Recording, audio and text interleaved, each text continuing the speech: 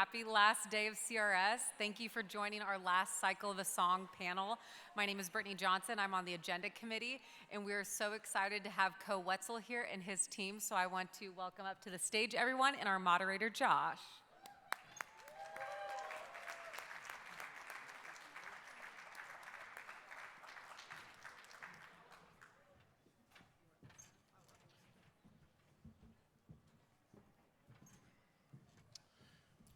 Hello. Welcome to CRS for the very first time ever, Wetzel. All right, we're going to get right into it. This is Cycle of a Song featuring High Road from Wetzel. We're going to start with a couple of quick visuals, and then we're going to get into the story of how this song was written, recorded, promoted, and became the most played song of the year. So these are the 5 most played songs, and you don't have to get into all the details on here. Billy McKim put these together for us, and they'll be available for you. But I think the thing to note is if you look at, this is media-based statistics. High Road started with 59 first-week radio stations, but then quickly ascended all the way to #1 in only 19 weeks and spent 2 weeks at #1 on the media-based side. And then if we add in the Billboard data, you see that it got to #1 on Billboard very quickly as well. And the part to highlight here is in the upper right-hand corner. It was 22 weeks from debut to peak, and then after that, it stayed on the Billboard Country Airplay chart for 11 more weeks. So a third of the time on the Billboard Country Airplay chart was after the record had peaked. That's how big of a hit that it was. It wasn't one of those records that sort of faded away after it peaked. It hung around for a while. This is just a snapshot of the timeline of the airplay starting on the very far left from the commercial release, and then you see the media-based #1 in week 25, and this is just broken down by company just to show you how significant the airplay remained after the record came out and became a #1 single. And then this is the last shot we want to show you, the light blue or the weekly streams, and we'll get to that. We have Gemma from Spotify here to talk about that here in a little bit. But the stream count was incredible right from the beginning of the release in June of 2024. And the thing about this particular slide, this takes you all the way up until last week. So the yellow is the airplay audience, and the light blue are the weekly streams. And the point here is even a year and a half after this thing hit critical mass, it's still pretty robust at country radio. Again, you don't have to digest all of this information, but what this is intended to do is set the stage for this conversation and how significant this song was from an airplay standpoint. And now we will get into it. So we'll skip the introductions. You can look in your app if you want to know who all these people are, but we're going to start directly with Co. It's so exciting to have him here at CRS for the very first time. And so we'll start with you. Yeah, welcome. Thank y'all. Hello. He's fresh off of, and if you've been around long enough, you know how significant this is, fresh off of his first performance at Rodeo Houston on Wednesday night. For a kid from Texas, that had to have been a big deal. So let's just start with that. Tell us real quick about Houston Rodeo. Yeah, no, it was great. Thank y'all so much for being here and having me out. Yeah, Houston Rodeo was insane, being from Texas, coming up in the Texas scene and playing damn near every rodeo that they have in Texas, which is a bunch if y'all not aware. But yeah, playing the daddy of them all there in Texas at the Houston Rodeo was insane, for me and my family, for all the guys in the band, and just to have all our fans and everybody come out was incredible to see, and just kind of a testament to everything we built out in Texas and beyond. So we had a great time, and we're glad to be here in Nashville now. Fantastic. We'll get into the story of High Road because it was, like I said, the most played song of the year. So, Co, let's start with you, and Ben, jump in here if you want to, or Jeb. Just talk about where the idea came from, the writing of it. There's some pretty incredible writers, Gabe Simon and Amy Allen on this record. Let's just, if you could go back a couple of years and talk about what it was like, where the idea came from, and what the writing process was about on this song. Yeah, so we were out in Tornillo, Texas at Sonic Ranch Studios, and it was my first time really getting in with a lot of co-writers, right? I've always wrote my own music, and me and Ben put together this team with Gabe Simon, and he brought in Amy Allen and Carrie Kay and quite a few other folks that made Nine Lives what it is, and So whenever we first got in the studio there, we really didn't know each other. And so, for the first, few hours, it was just kind of getting to know each other. And one of the things we talked about was how difficult relationships can be. And being inside of those relationships, what happens, what goes on. And at that time, up until that point, I feel like I was, for me, I didn't know how to communicate very well. So I like to table everything at that moment and then go blow off some steam somewhere else. And so we come up with the concept of taking the high road whenever you get into those difficult relationships. And, with Amy Allen being in the room, she's such an incredible writer, Gabe Simon as well, the magic just really kind of happened in that moment. I think it was something that everybody can relate to. If you've ever been in a shitty relationship or in any kind of relationship, you're going to fight, you're going to have all these things happen. So and I think that's kind of what happened with High Road and why it did what it did is because it's such a relatable song. And so, yeah, that's just kind of everything that started off with. Yeah, I mean, mic check. The credit goes to Co and obviously his co-writers and producers. Like, it was a very different thing. And for those of you who don't know, Amy Allen is now a two-time Grammy-winning Songwriter of the Year. When we met originally, Co and I played a bunch of music for each other on a tour bus. And there was a couple demos that he liked from Gabe Simon, and there was a couple demos that he liked from Amy Allen. And to be honest with you, there was no intention to play any of these songs for Co for him to cut as an artist. But there were one or two that he was like, I love that song. Hatchet, actually, specifically off the last album. Co's like, I'm gonna cut that song. Which, it's interesting because for those of you who don't know Gabe, who's an incredible talent as a producer and writer, Gabe is the big producer behind Noah Kahan. So it was a little bit interesting to kind of bring a producer from that world into Co's world. But when I played him this one song, he was like, I love that song. And then Co ended up cutting the song, and I said, all right, well, why don't we try getting in with him? And then we were able to triangulate. Amy at the time hadn't won her Grammys, but super happy for her that she ultimately had. And now, Amy wanted to work with Co, Amy wanted to work with Gabe, Gabe wanted to work with Co and Amy, so we did it over in Tornillo, Texas, and they, at Sonic Ranch, one of the most incredible studios in the world, they did a phenomenal job, and then by the time they got back in, they wanted to do it all over again and worked at RCA Studio A, I believe it was, and High Road and a couple other records on the album. And I mean, it was amazing to see. Co was always an unbelievable writer in his own right, but to see that evolution as an artist is incredible. And your perspective on it when he first turned the record in. So if you don't know Jeb Hurt manages Co and has for a while. I'd love to hear your perspective on it. Yeah, so High Road, the song existed, as just Co first. And when that song got delivered, it was like they said, it was one of those immediately, it felt like this is a great song. But it needed that, that dueling perspective. And we had been talking about who made sense for us to try to find to put on this album. We had talked about Jesse for a while. Oh yeah, Co and Jesse had met like a year or two prior. Yeah, we were actually here in Nashville, and we had wrote a song, but it didn't feel like our full potential and what we could actually achieve. That's right. I forgot you guys. It's a damn good song, but Yeah. it just didn't feel right for what we had going at that moment, and I don't think we felt it was right for Nine Lives record as well. Absolutely, and they always were mutual fans of each other and friends and friendly.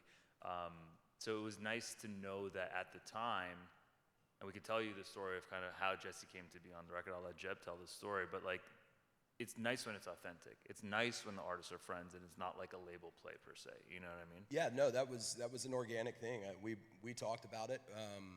Had looked at different artists, and we definitely wanted a female perspective, For right? sure. For that song, it made sense. So much of this music, this business is about timing, right? And so we had talked about Jesse for a long time. The timing wasn't right. That's why they had already written a song together. This wasn't a last minute thing. That relationship had already been there.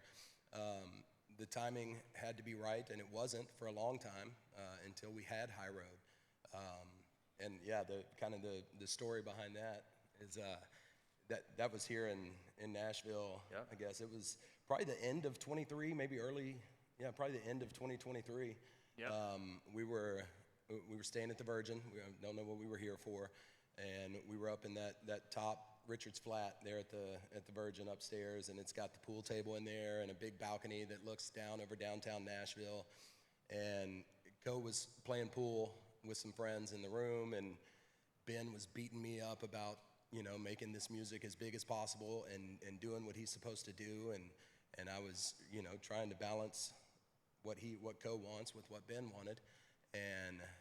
And so we felt like the timing was finally right to talk about getting this feature. And so we're sitting there at the Virgin, Ben and I out on the balcony just talking about it. And I brought it back up. I said, Ben, this is the right song for us to go to Jesse with. And he was like, you know what, if you can get Co to sign off on it, I'll take it to the rest of the people and see if we can get it done. And I remember, I can see it like it was last night. We were looking out over downtown. I looked over here to my right, and you could see Co was setting up for his shot. He's got and all I could see was like this portion of him out, and he's setting up, hit the ball, and I said, Co, I'm trying to get his attention, and all you hear across the whole room is just, pow, and he hits it perfect. He hits the balls perfect. They all go all over the place, and he leans back, and he looks at Ben and I said, what do you think about Jesse on High Road? And he goes, pow! Puts the next one in, like just There was a lot of money on the line, to be fair. for all of us. But that's kind of so that moment legitimately was the moment that it's with artists, when you get the yes, you sprint with it, right? Sure. Like you take that yes and you run with it, and so we did. We ran with that moment, and sent it to Jesse. Took a couple of passes at it. Sure. Got it where we wanted. Felt like we had a hit, and felt like it was time to deliver it to country radio. Did she know that you were looking for something to put her on with Co, or was that a surprise to her when this all happened? Well, It was a surprise. She didn't know in that moment that we were chasing that's a song for her specifically. That's right, yeah. But she was always a fan of his. When the right time for the right song came up, this was it. And to go back, we knew we wanted to work together. Me and Jesse, we had that agreement. We wanted to work together, but it was about the right song. We just didn't want to get on a song. I feel like so many artists just put a feature out just to say they have a feature out, right? And that's not what me and Jesse wanted. We both, love what we do. We respect what we do. So we wanted to have that one song that we were really excited about doing with each other. And so that just happened to be High Road. So then, Ben, if you would talk through the decision to release that version the version of the two of them together as first, as opposed to the solo version. Yeah, like Co said, So I think at least let's touch to that though. So the process there was, again, we had the song with Co on his own, and then but it was not released yet, and so then we got the High Road with Jesse, and that's where kind of expand on that moment because we had both of them in hand. Yeah, look, here's the chronology. The chronology is they wrote the song. It was incredible. Without Jesse, it was going to go on the album. To be fair, Co and Jeb always, before any rollout, had called High Road and Sweet Dreams as the two songs that were going to go off the album. If it were up to me, I would have thought a different song would have gone. But they knew it from the beginning, and always listen to your artists for that reason, and their managers, obviously.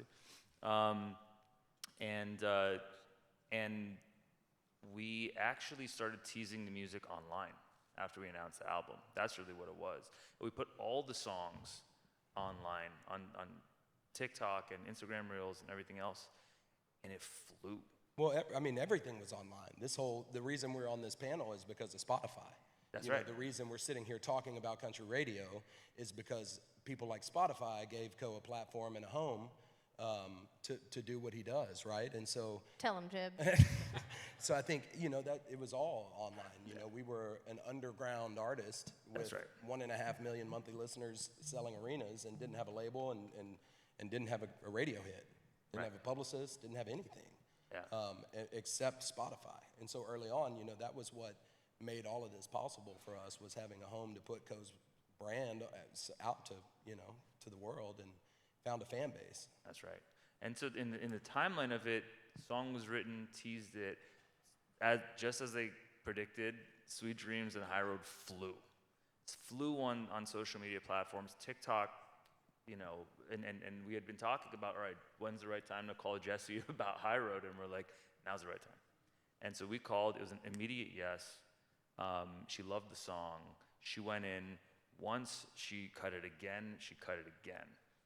She was super committed. I remember several cities I flew to her to make sure that this was done right, and she wanted to get it perfect.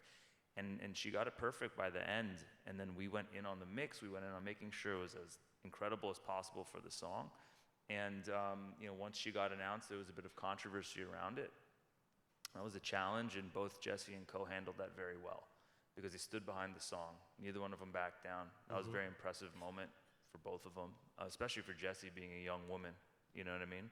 So shout out to her because she's amazing. Yeah, she was 19-year-old girl at the time. And, Yeah. And I mean, but she's a full-grown woman. Oh, and yeah. treated it like such. Complete badass is what She's a badass. She's a And- dog. We're gonna unpack that in just a second, but before we do, Co, when some of the lines are different on the duet, did she write her parts to that, or did you write? How did that happen? Yeah, so I mean, obviously I had the second verse written for it already, and she was very forward about writing her own verse, which was really cool because like we said, I wanted a girl's perspective on it. I didn't want to be the only one talking about a one-sided relationship. So I think it brought so much more to the song with her giving her input and her perspective of it as well. So yeah, she went and she was like, "Is this okay?" And I was like, "Absolutely, I love it." So no, it was great. I think she went in and did what she wanted to do, and it was amazing.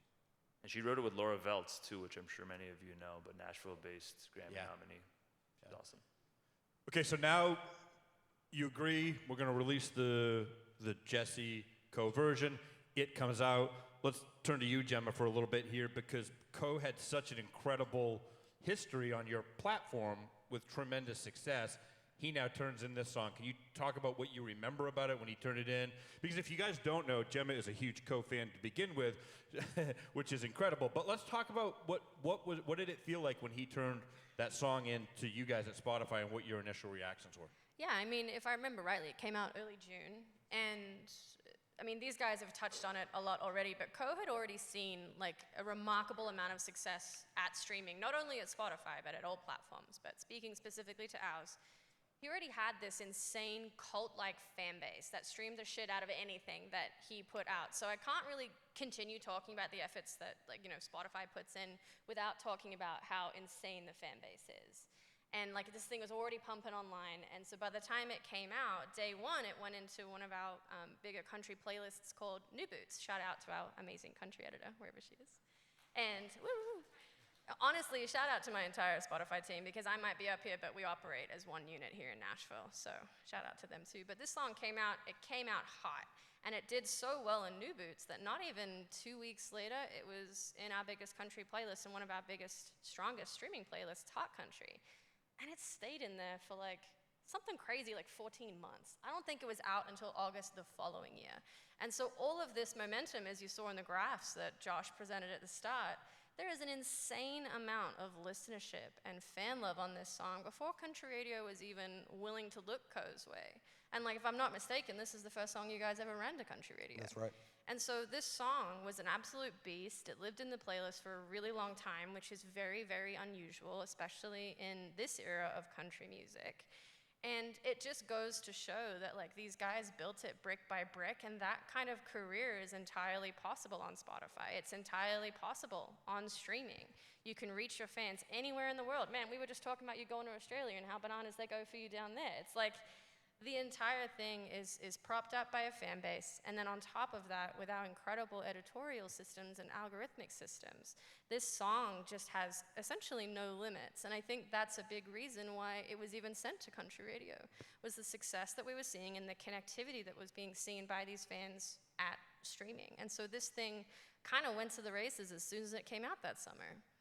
And for context, there's been a lot of conversation this week in a very healthy way about the relationships between the streaming services and country radio. For context, New Boots would be like, putting the record into medium and then converting it the next week to Power, which is the conversion to Hot Country. Hot Country on Spotify is the most cherished playlist. It's the biggest one. It's got 7.5 or 8 million, whatever it is, followers. It's the equivalent of an ad to medium, and then a week or two later, it does so well that it goes right up to heavy rotation. And it's now well over 500 million streams, just U.S. streams on the track. So it speaks into how well it did right out of the gate. And I think it was in like the 13 to 15 million weekly streams within the first few weeks of release, which is totally incredible. So that's great stuff. We're going to get back to that. So now the song comes out. It's blasting on Hot Country. The socials are incredible. But then you start to hear people chirp. I would love for you guys to speak into how you addressed the negativity, if you will, around having Jesse on the record and how protective your fans were. Because I think you guys handled this really, really well, and I'd love to hear from you what your perspective was on that. Yeah, I mean, we didn't. I mean, obviously it was hard to ignore, right? I don't think, but we just didn't put too much weight into it, right? Me and Jesse, we believed in the song from the beginning, and we loved it. I think it was just kind of one of those deals to where we're like, we'll let people talk, we'll let them have their own moment, whatever it was. I hated so much that Jesse had to go through that because it was the most high school shit I've ever seen, whatever it was. But it made no sense, and it was just I don't know. We didn't fuel the fire. You know what I mean? We just kind of let it die out on its own, but all that. I guess that's a good point. That we didn't put it out either. No, absolutely not. The fans have a right. The fans have a right to say what they want to say, right? And Co has a very his fans take ownership in the fact that they're fans, right? And It's a cult, Jeb.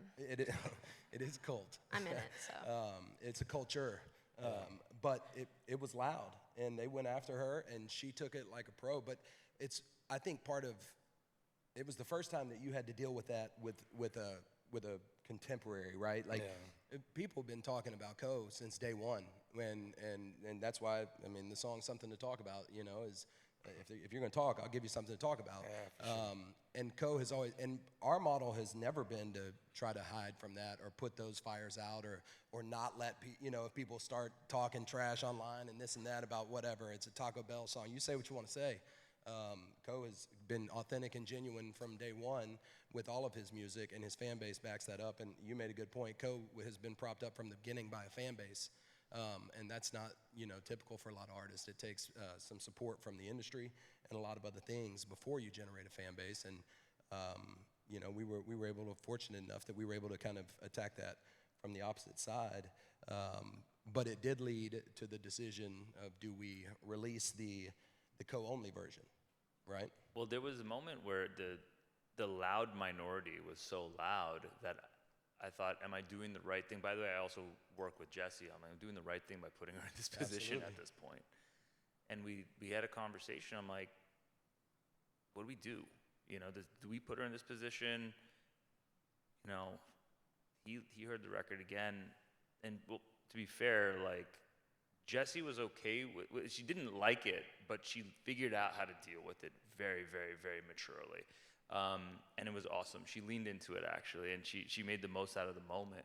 And when we collectively heard the song all back, by the way, no one had heard the song yet. They just didn't like the fact that she said she would be on the song. That was the annoying part, right? We all heard the song, and Co's like, they haven't even fucking heard the song yet. This is an amazing song. Right. Nothing's changing, right? Not for a second. Put the song out, exploded. And we knew it was going to do something. The controversy actually really helped the song, I think.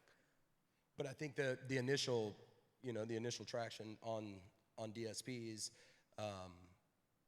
put the question in front of us for the first time with Co is, do we have something to finally take to country radio?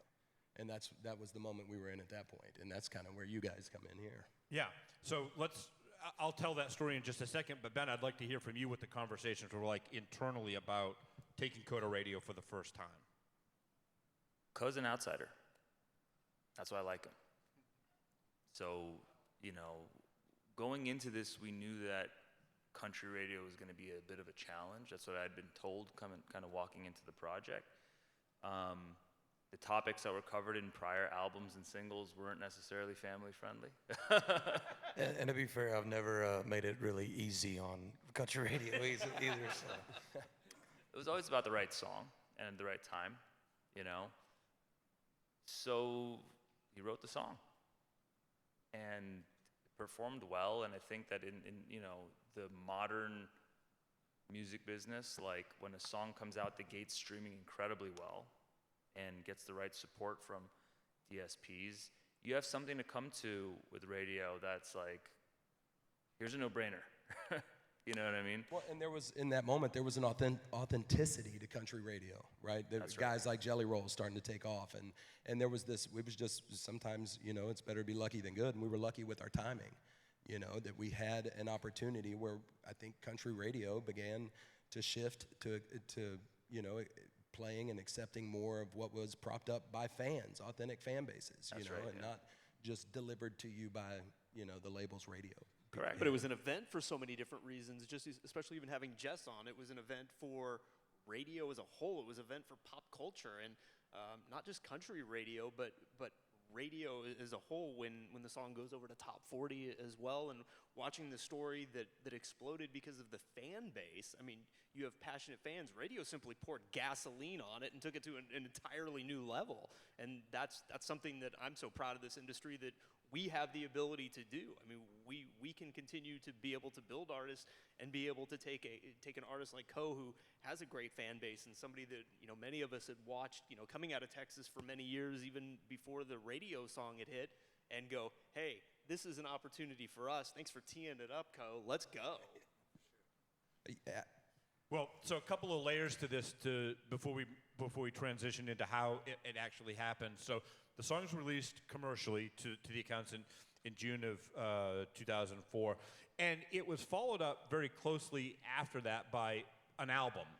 Ko had an album called 9 Lives that also had the Sweet Dream song on it and a bunch of the other records. So not only were we in conversations about taking us onto country radio, you guys were actively setting up a really, really important project. So, Ko, before we get into that, if you can just talk a little bit about the album itself, and you also, I'd like to touch on the tour as well, because you guys had an unbelievable tour for that summer lined up as well. So not only was it just these couple of songs, there was a full album and a full tour. So if we can go back to that just for a second, and then we'll get into the transition into country radio. Yeah, so, you know, we've been doing this for almost 15 years now, and, you know, for the longest, I guess 12 years of that, you know, we never did any radio or anything like that, but, you know, it's kind of going back to me saying I haven't made it easy on radios, because the music that I've been making over the years, you know, it was more rock-derived and more of like a southern rock sound, and just kind of like this whole party, chaos, you know, heartbreak, you know, the music that I was making was just really kind of out there or whatever. And then whenever we made 9 Lives, it was kind of a turn over a new leaf kind of deal. You know, I knew I'm getting older, I can't play to the college crowd every single night, you know, and talk to those people. Like I've always said, I wanted my fans to grow with me as an artist. And for me to do that, I had to go in and, you know, talking about getting with Gabe Simon, you know, finding the right person to come in and to kind of make this vision happen, right? And so getting in with 9 Lives, I knew I wanted to slow it down a little bit. I knew I wanted to get into country radio, which we hadn't done before. And there was just all these things that I knew needed to happen. And so we got in, we slowed everything down a little bit. It's the most vulnerable record that I've ever made in my entire life. You know, Gabe has a way of really getting inside your head, and I tell everybody all the time, I never went to therapy before until I met Gabe Simon, and you know, within the first 15 minutes, I was like, why am I telling this dude so much about me, you know? And but he's really good at getting those things out of you, and in return, made writing that record so easy for me and all the other songwriters that were on this record. And so I think, you know, I can't thank Gabe enough, and the team that we put together for that record. It's one of my babies. I'll forever love it. And it's kind of, you know, I wasn't worried about the transition of, you know, this new sound, but you know, it was just kind of what are all the fans that I've made the last 10, 12 years going to think about this new sound that we're kind of bringing in, and with y'all and radio, that what High Road did and all the new fans that it brought, it's just completely changed my life, and I can't thank y'all enough for spinning High Road and just doing everything that y'all have for us and Nine Lives and everything. Good stuff. So here's how this happened from our perspective. If we don't know each other, I oversee the radio promotion team and the commercial strategy team here in Nashville for Records, which is a subsidiary of Sony Music Entertainment. And they were looking for a country radio promotion home for High Road. And I've always loved Co. I've always known the music and known about him peripherally, like I think a lot of country radio programmers did as well. And so we then started having dialogue about taking the song to country radio.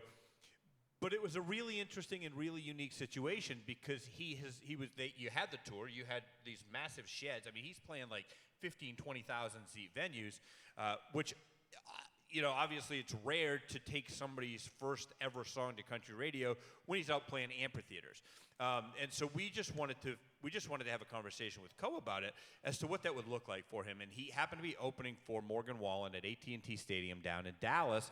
So I flew down, and Jeb and Co and I met up on the bus about the sort of the idea about being on country radio and taking the song to country radio. And I remember that night extremely vividly because I was so impressed with both of them and what their vision was for where Co's career was and where Co's career was going. And basically the sentiment was the missing piece that they needed was country radio, and that they felt like they had the right song. And Co agreed to do things like this and have country radio out at the shows and that kind of thing. And then I went in and watched the show, and it was the first time I'd ever seen Co in a full band performance, and it was AT&T Stadium in front of Morgan Wallen in Dallas. The guy's from Texas, and I was stunned about how good it was. It was unbelievable. If you've not seen the live show, I would highly encourage you to see it. And it was very obvious very quickly that the key to this whole thing was going to be get as many of the programmers as possible to see the show. And he happened to be headlining the Shed in Houston a couple of weeks later or whatever it was. We invited some people down for the show and watched him headline in a way that you normally see guys with 15, 20, 25 hits under their belt command an audience. It was outrageous how good it was. And so we just then spent the summer dragging as many of you guys out to the shows, and if you happen to come out and see them, we're really appreciative of it because it really was what turned the light on for us. And so anyway, so we shipped the song to country radio. We agreed to let's light this candle and see where it goes. And the graphic shows you, we had a really respectable start. I think it was like 40 or 50 first week radio stations.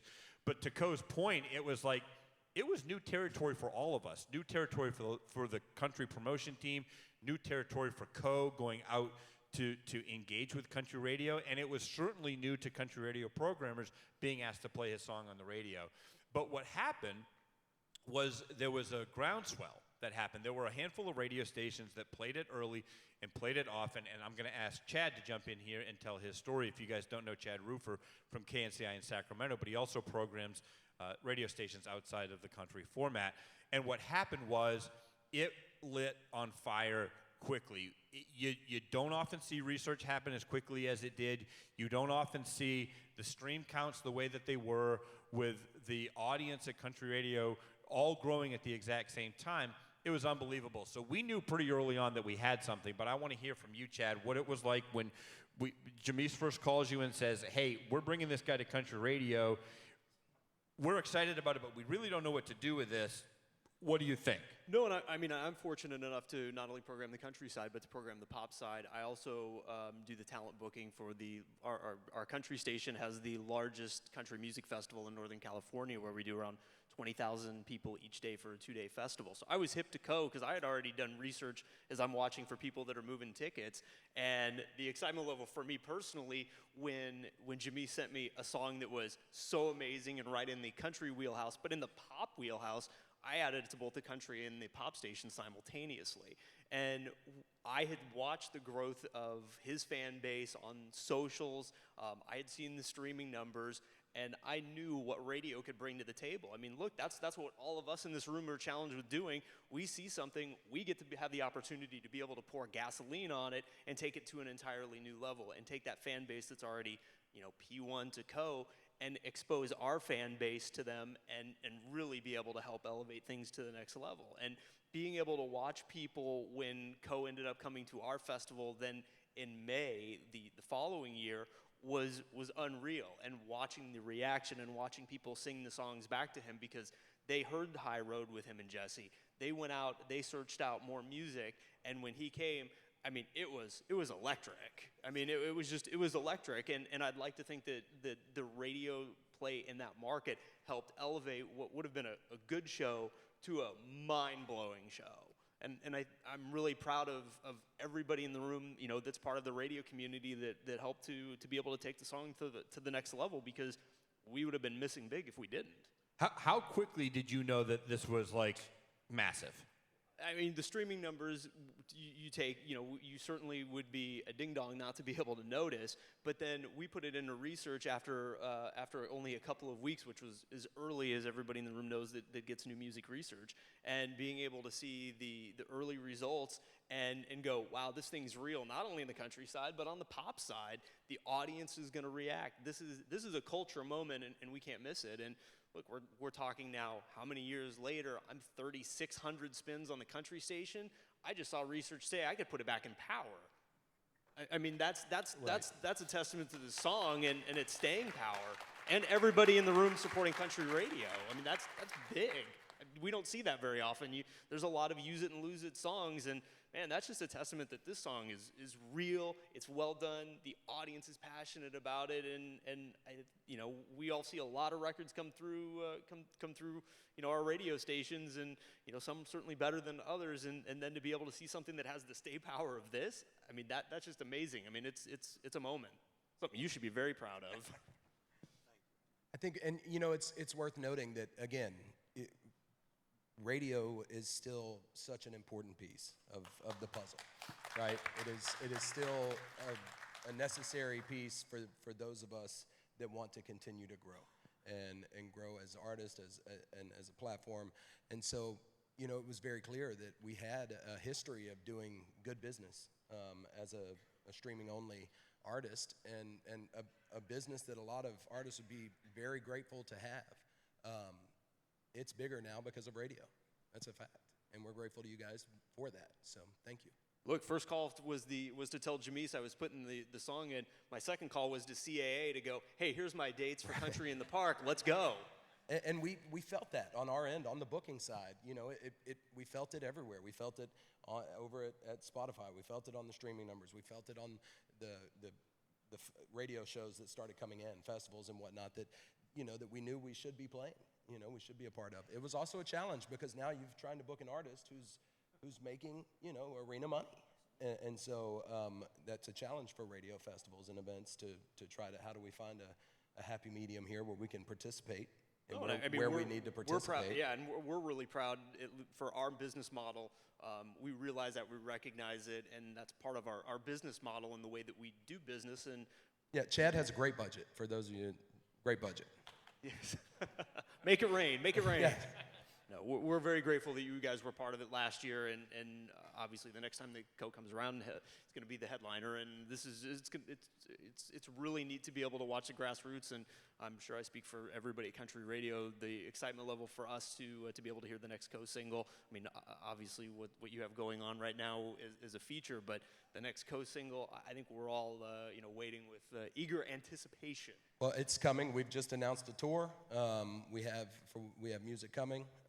We have a radio single coming. We got all the things. So for those, we'd love for you guys to help us in your markets and get those tickets sold, and know that we are coming back to visit you guys soon. It's such a banger. Oh, it is such. We have a song on the hook. We do have one on the hook. Yep. All right, so we've got the tour is now full blown. He's playing all these crazy, massive venues all over the country, not just in Texas, but everywhere. I went up to see a festival in Minnesota, and it was like unbelievable. And so we're now in the middle of a tour. The album is now out. The album was doing great. Gemma, thank you for everything you did around the album as well, not just the song. But now you're starting to feel the audience at country radio grow, and I'd love to hear from you when you started to feel it, if you started to feel it on the road, and at what point did you say, all right, this is big?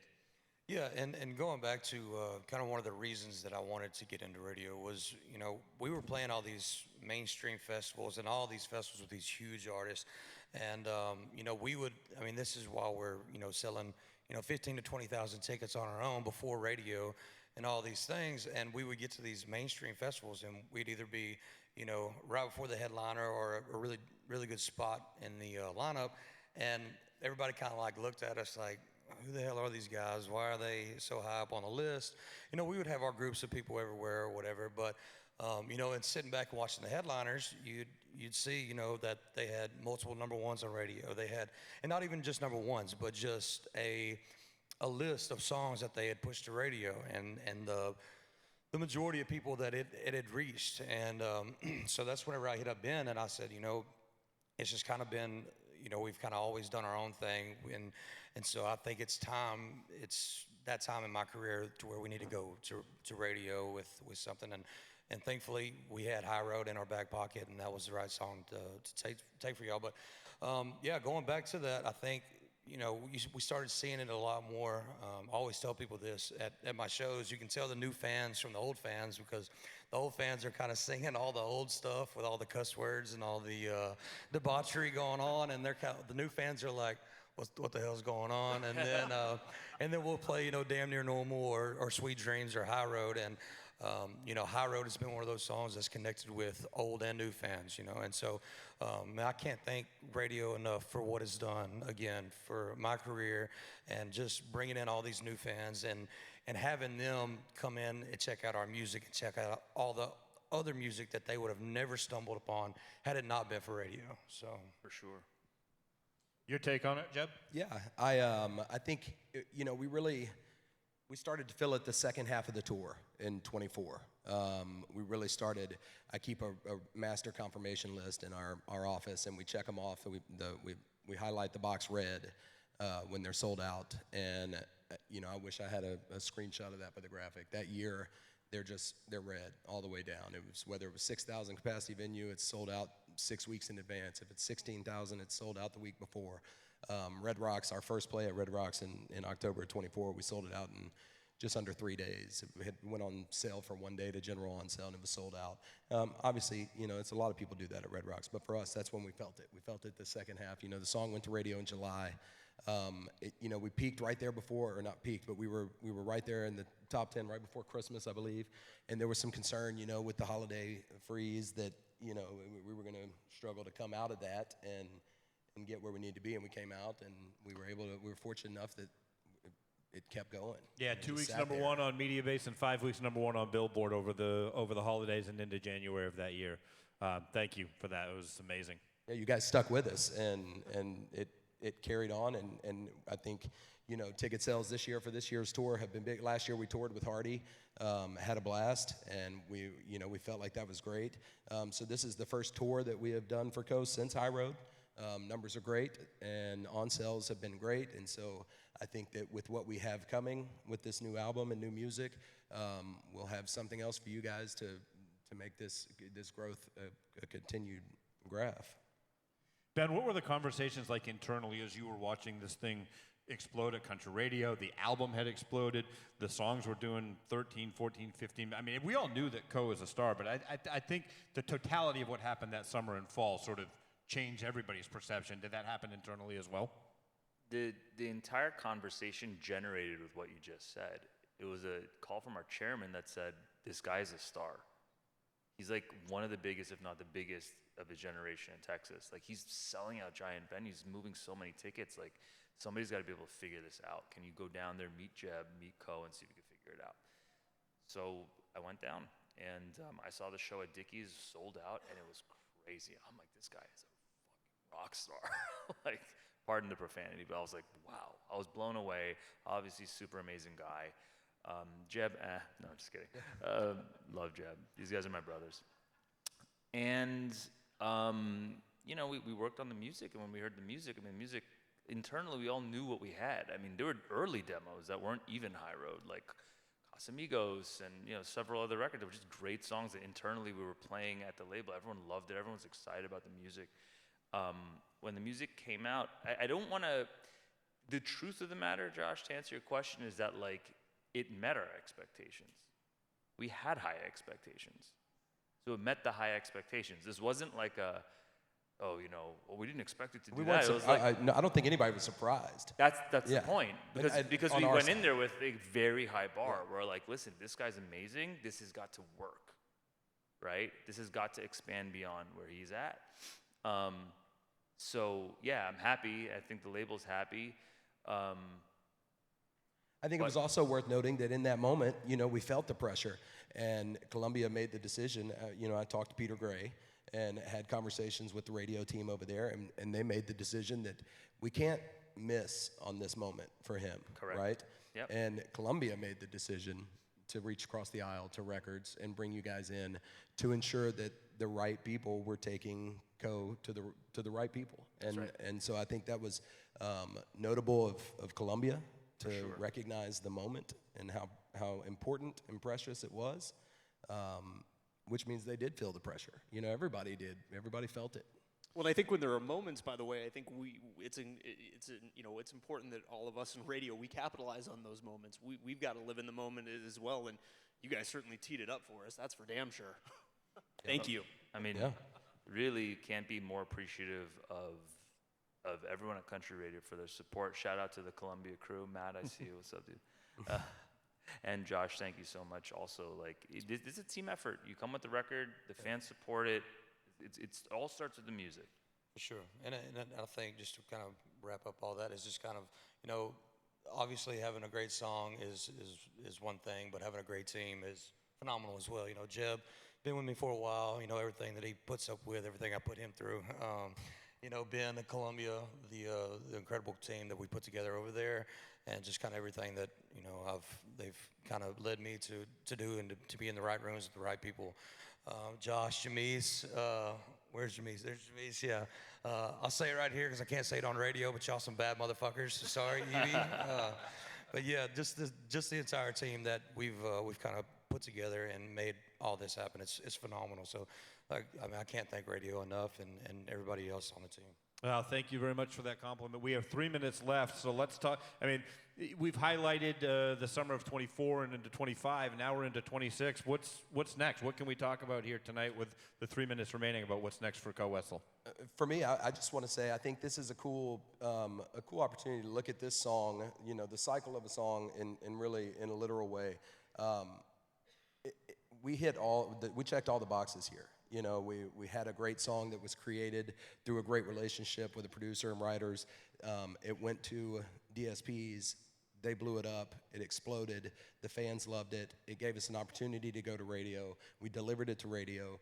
You guys loved it, blew that up. Like, every box got checked, and this is one of those songs where I feel like it's worth noting, and we talked about this on our Zoom, Chad.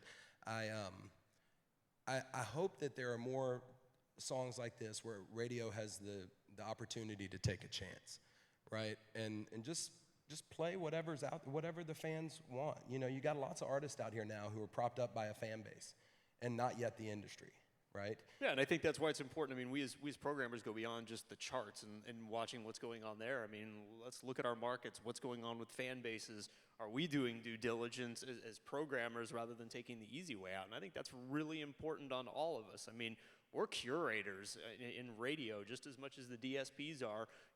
We control a lot of what our audience is going to hear. And while we don't want to take a chance on a lot of unfamiliar records and things that might not be hits, we need to look for these moments like this, because we're not doing our audience a service if we don't end up taking chances on the right records.